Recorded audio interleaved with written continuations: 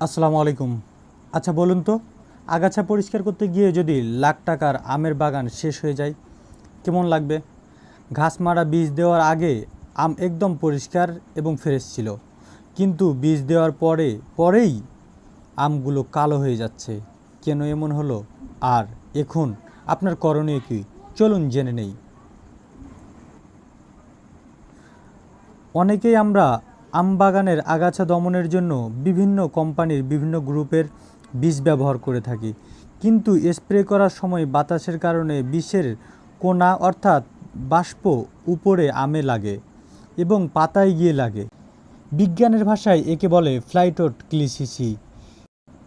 এই বিষক্রিয়ার কারণে পরিষ্কার আম হঠাৎ করেই কালো ও পোড়ার মতো দাগ দেখা দেয়, যা আমের গুণগত মান নষ্ট করে ফেলে। যদি এই ভুলটা অলরেডি হয়েই থাকে বা করেই থাকেন, তবে হাত গুটিয়ে বসে থাকা যাবে না।